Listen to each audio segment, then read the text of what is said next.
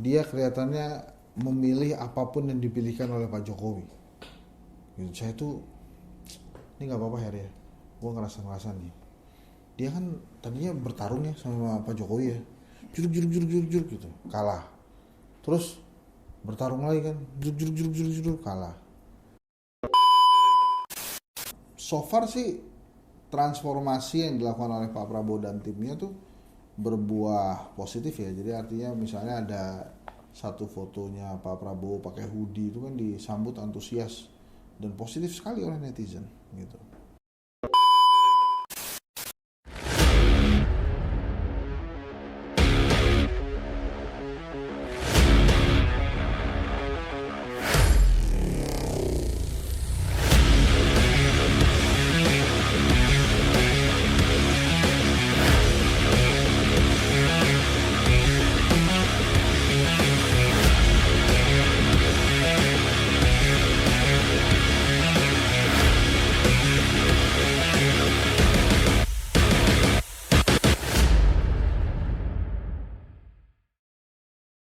Selamat datang di ruang aspirasi Ensat. Jernihkan akal dan jaga persatuan. Yes. Sudah punya buku saya.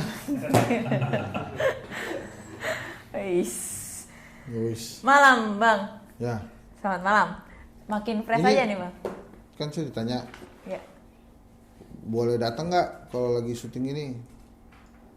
Maksudnya yang kan kemarin di upload tuh kan banyak yang nonton, terus ditanya boleh datang nggak kalau lagi rekaman? Saya bilang tanya Anas.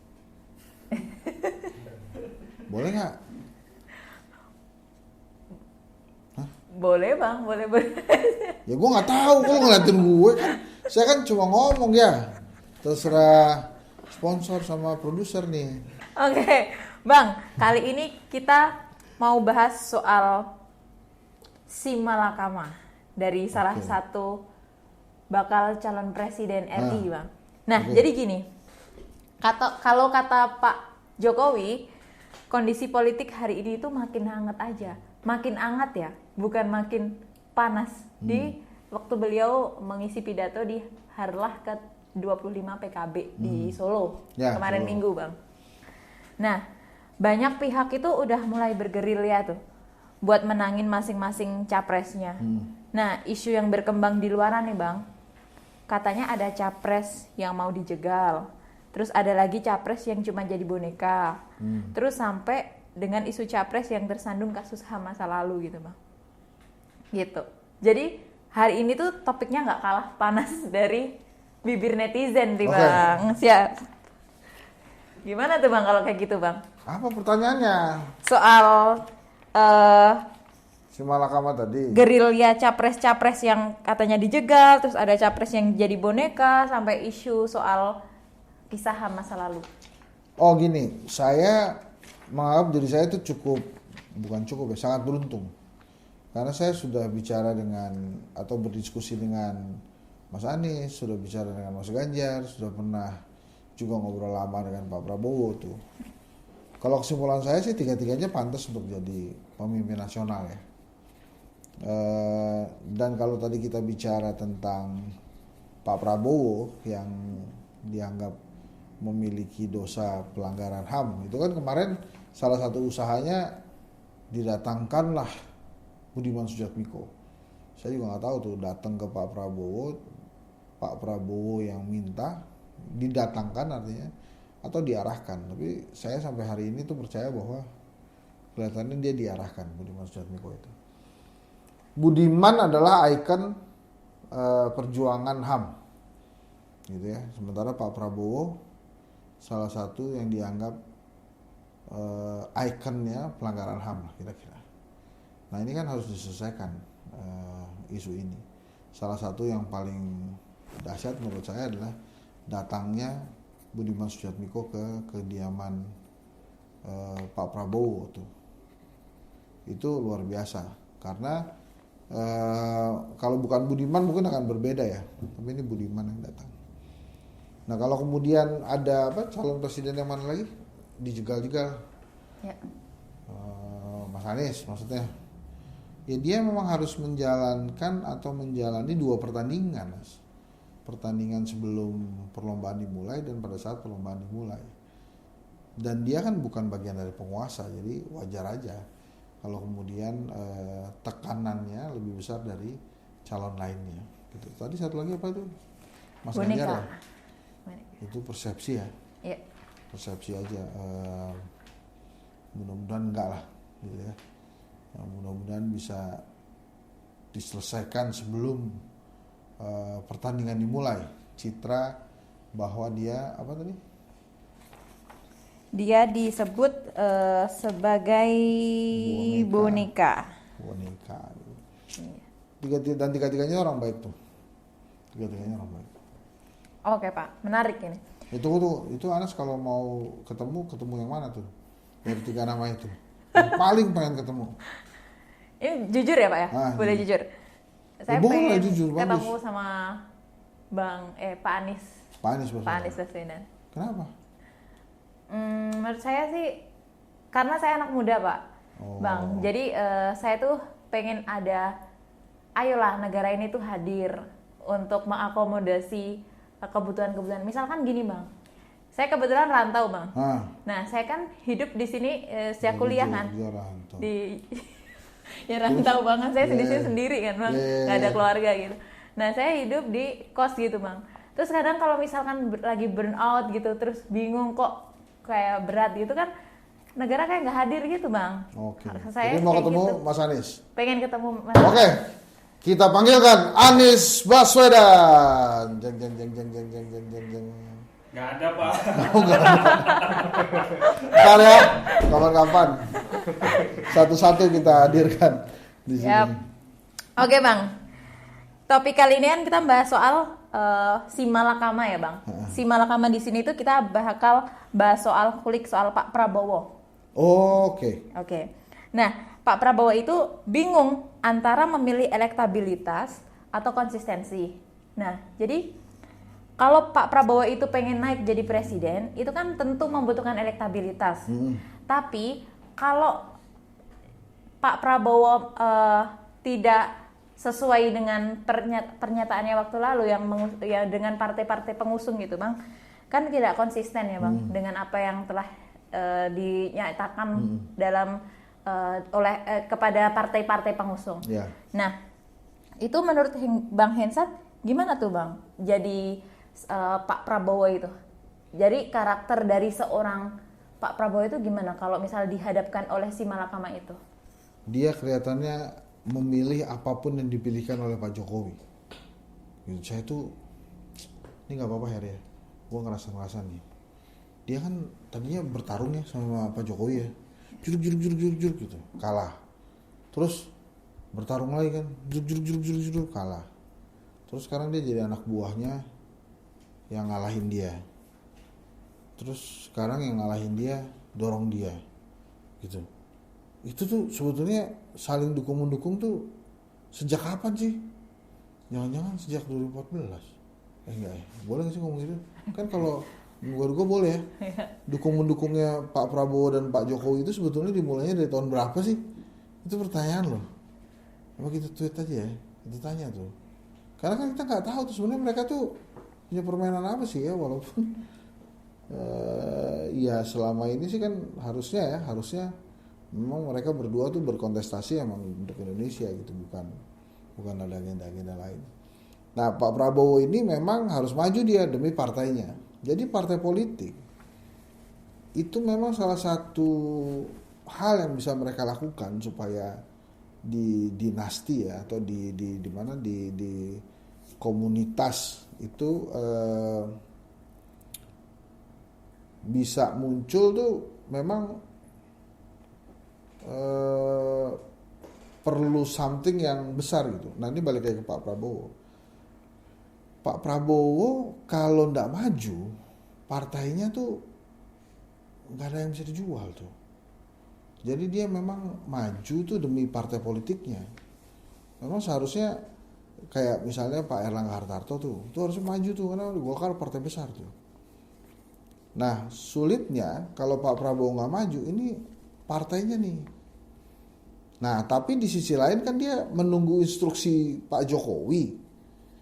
Nah, kelihatannya sampai saat ini PKB itu hanya diinstruksikan oleh Pak Jokowi untuk merapat ke Gerindra jadi satu koalisi.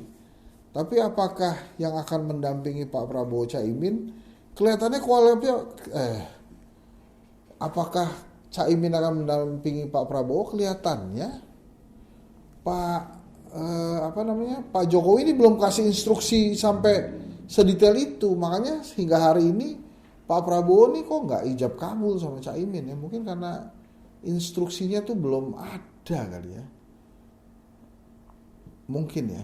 Nah, kalau tadi pertanyaannya apakah Caimin aja atau mesti tunggu yang elektabilitasnya lebih tinggi dari Caimin?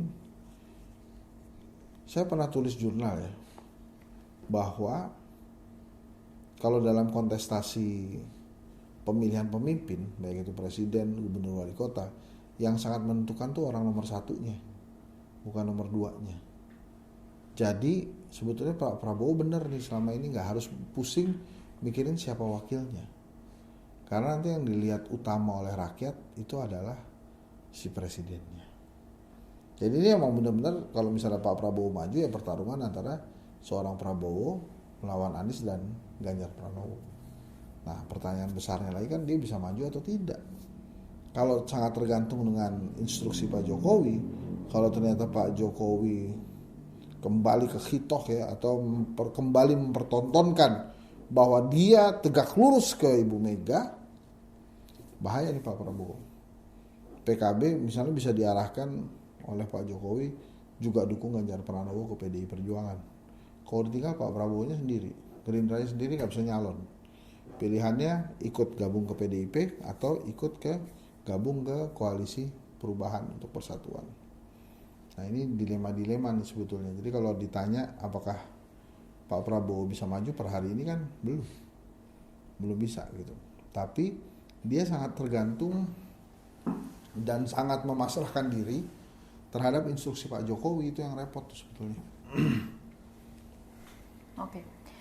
Jadi kalau seorang Prabowo Subianto itu dalam memilih cawapresnya itu lebih memilih antara elektabilitas atau konsistensi, Bang? Dia paling nggak peduli gue rasa sama gituan. Kalau gue lihat kemarin waktu 2019 kan tiba-tiba Sandiaga Uno di ujung-ujung. Sebelumnya tiba-tiba Hatta Rajasa gitu. Jadi dia kelihatannya nggak terlalu peduli tuh dengan kriteria ya. Ya oke lah dia peduli, tapi nggak sepeduli itulah.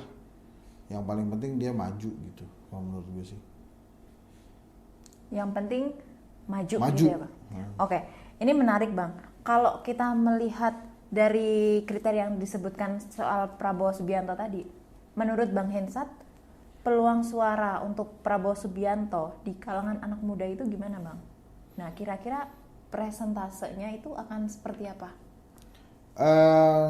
So far sih transformasi yang dilakukan oleh Pak Prabowo dan timnya tuh berbuah positif ya. Jadi artinya misalnya ada satu fotonya Pak Prabowo pakai hoodie itu kan disambut antusias dan positif sekali oleh netizen gitu. Nah, akan berapa lama bertahan seperti itu ya kita nggak tahu tuh. Karena memang zillennials, anak muda ini sangat unik sih. Di satu sisi mereka sudah bisa memilih sendiri, tapi di sisi yang lain peranan orang tua sangat dominan untuk si anak muda ini membuat keputusan. Nah, itu menariknya. Zillennials itu ada kedai kopi melakukan FGD waktu itu, makanya hasilnya bisa kayak gitu. Gitu. Ini Anas nanya-nanya Prabowo doang, nggak nanya Ganjar atau Anies. Katanya mau ketemu Anies. Gini, Bang, karena atau metode hari ini cuma untuk Prabowo. Ya, untuk hari ini kita bahas soal Prabowo karena awalnya tuh kemarin kan ramai tuh, Bang, di media massa soal Pak Prabowo mengendarai maung. Nah, itu kan di sampingnya ada Pak Erick Thohir. Terus di belakangnya ngeboncengin Bu Iriana sama Pak Jokowi kan, Bang? Iya. Nah, itu bagus tuh. Itu bagus Bu Iriana dengan Pak Jokowi. Kalau yang di belakang itu Pak Jokowi dan Kiai Ma'ruf, itu mungkin mereka kepikirannya lagi gladi resik. Presiden baru. Untungnya Bu Iriana. Kenapa sih mau? Oh, Pak Erik ya? Apakah akan ke Caimin atau ke Pak Erik gitu? Betul. Kalau biar gue konsisten sama yang gue jelasin tuh tergantung Pak Jokowi kan sebetulnya. Cuma ini pasti kan ada something nih. Kenapa kemudian kok nggak ijab-ijab kabul ya? Apakah Pak Erik atau Caimin lah ya? Kita nggak ngerti juga tuh alasannya kenapa nggak deal. Nah, berarti kalau dilihat dari komen Bang Insa tadi, berarti Prabowo itu maju karena tidak ada lagi tokoh yang diangkat Gerindra gitu emang? Emang nggak ada. Tadinya ada Sandi Uno kan, cuma dia keluar kan dari Gerindra pindah ke P3. Gerindra itu ya Prabowo itu ya Gerindra sih. Kalau menurut saya ya nggak ada lagi selain Prabowo yang bisa dimajukan. Dulu ada Sandi, sekarang nggak ada Sandinya. Sandi pindah ke P3. Gitu. Tapi apakah peluang kansnya Pak Prabowo ada? Ya ada ya. Setiap kandidat tuh besar-besar. Walaupun Anas pengennya ketemu Mas Anies. Mungkin karena Anas dan Anies. Jadi sebenarnya siapapun cawapres Pak Prabowo nanti itu menurut pandangan Bang Hisa tuh gak penting lah gitu ya Bang? Iya, dia gak kepikiran tuh. Jadi ini kita tebak-tebakan aja nih. Siapa coba kira-kira di antara, kamu aja Nas yang jawab ya, ini saya sebutin nama-nama. 5 nama yang menurut saya berpeluang sebagai calon wakil presidennya Pak Prabowo. Yang pertama Gibran Rakabuming Raka. Yang kedua Erick Thohir. Yang ketiga Caimin. Yang keempat Susi Pujastuti. Ini sempat ketemu nih sama Pak Prabowo di Pangandaran. Yang kelima saya akan sebut Erlangga Hartarto. Nah menurut Anas yang mana tuh? Ini preferensi aja. Wah Pak Prabowo mendingan sama si ini gitu. Menurut kamu siapa tuh? Saya ulang ya, Caimin, Erick Thohir, Gibran, terus Erlangga Hartarto, satu lagi siapa tadi ya? Susi Pujastuti. Kira-kira siapa tuh? Kalau menurut saya ya Pak, itu lebih cocok ke... Dia sekarang jadi Pak tadi Bang. Udah kayak kuliah soal pertanyaan ini. Jadi menurut kamu gimana? Nah menurut saya itu Gibran. Oh gitu, kenapa? Ya. Karena saya ngelihat dari Mas Gibran itu kan kader dari PDI Perjuangan.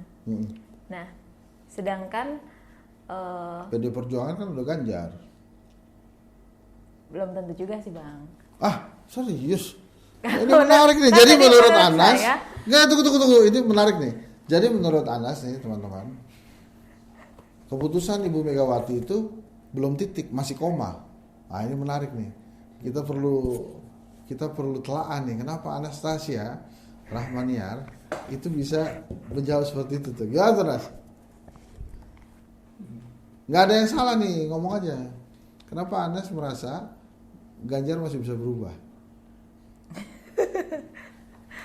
Aduh jadi saya ya Bang. Iya, nggak apa-apa coba kita dengerin nih alasannya. Ini kan zilenials nih Anas nih. Kalau menurut saya kenapa wakilnya Pak Prabowo itu menurut saya adalah Mas Gibran, karena saya rasa PDIP itu ingin tetap eksis gitu loh Bang. Oh, jadi dia sebar semua kader. Iya. Oke, jadi ada Ganjar, ada Gibran. Iya, supaya untuk mempertahankan dirinya yang besar itu Bang, kalau menurut saya gitu. Itu menarik tuh pemikirannya Anas tuh. Gak apa-apa Anas, boleh kok. Karena kalau saya ngelihat PDI kan banyak tokohnya ya Bang yang bisa diambil gitu. Dan dulunya kan mengangkat Pak Jokowi dan wapresnya Pak Amin supaya nanti bisa eksis, tetap eksis gitu kan Bang. Nggak diwakilin sama dari partai-partai lain lah. Menurut saya sih disebar aja gitu. Oke. Ayo kita tepuk tangan untuk idenya Anas. Itu opini yang menarik tuh Nas, belum pernah terdengar tuh. Tapi itu boleh juga tuh. Canggih juga kamu nih. Aduh. Langsung lupa dia mau nanya apa. Nah, terus gini Bang, kalau gitu dari Pak Prabowo itu Yang penting berarti program kerja yang akan dibawa ke depan ya Bang berarti? Yang penting buat Pak Prabowo kepilih dulu. Dia pengen banget dipilih jadi presiden loh. Sampai dia akhirnya belajar dari Pak Jokowi. Tapi sampai hari ini saya nggak yakin Pak Jokowi mau memberikan resep, rumusan, dan tata cara kepada Pak Prabowo supaya menang. Kebuka semua dong kalau diajarin cara-cara menang kan. Jadi mungkin saat ini yang diberikan oleh Pak Jokowi ke Pak Prabowo adalah bagaimana menjadi pejabat yang dicintai rakyat. Nah itu bisa tuh. Jago tuh Pak Jokowi, canggih. Berarti di parpol itu udah biasa ya Bang ya, saling berteman cair aja gitu. Ya cair-cair aja. Itu makanya tuh saya bilang tuh. Ini buat closing aja. Enggak, sekarang aja. Itu kalau di TV kelihatannya kita berdebat, begitu iklan tuh kita baik-baikan. Makanya seperti yang video sebelumnya saya katakan, bicara politik tuh sampai dagu aja, jangan sampai hati itu, karena begitu. Aslinya kita juga ketawa-ketawa aja. Gitu. Jadi nggak usah terlalu diambil hati terus jadi pecah ya. Apalagi Nas? Kalau gitu kan apa kelemahan terbesar Pak Prabowo menurutmu? Anas lagi mikir ya. Kelemahan terbesar Pak Prabowo. Kalau saya sih ngelihatnya karena berlatar belakang dari TNI ya Pak. Itu mungkin lebih ke otoriter aja sih. Ini gue jawab ya, kalau menurut gue tuh hambatan terbesar dia. Tapi kalau menurut lo nggak oke, dihapus ya. Oke Pak. Siap. Menurut gue tuh hambatan terbesarnya karena dia nggak punya bini. Jadi kayaknya dia mesti punya bini tuh. Iya, karena kan Indonesia butuh ibu negara ya. Itu menurut gue bisa jadi hambatan besar tuh. Tapi ini kalau menurut lo nggak cocok ya lo hapus aja. Oke Pak, siap Pak. Ini boleh kan kita ngomong gitu ya? Boleh. Kita doakan supaya Pak Prabowo murah jodoh ya, enteng jodoh ya. Gitu. Kan stres ya, dia kerjaan banyak kelihatannya, jadi nggak sempet lagi. Itu dulu kan udah tuh ya. Canggih nih Pak Prabowo nih. Pak Prabowo tuh canggihnya hari ini tuh bisa kita pikirin Nas dia. Kita mikirin Pak Prabowo. Pak Prabowo gue rasa nggak pernah mikirin kita juga tuh. Jadi Bang, kalau misalkan Pak Prabowo ngikut Pak Jokowi, artinya Pak Prabowo itu mengkhianati parpol pendukungnya Bang? Enggak juga kan, parpol pendukungnya kan anak buahnya Pak Jokowi juga. Kan Caimin koalisi pemerintah kan. Gitu kalau menurut saya sih. Saling mengkhianati itu berarti nggak apa-apa ya Bang? Bukan nggak apa-apa. Kalau dia pasrah bongkoan ke Pak Jokowi, apa kata Pak Jokowi mesti diikutin sama dia pasti. Gitu menurut gue ya. Berarti kalau kayak gitu apa aja bisa dibisnisin Bang? Parpol-parpol yang selama ini kita lihat itu.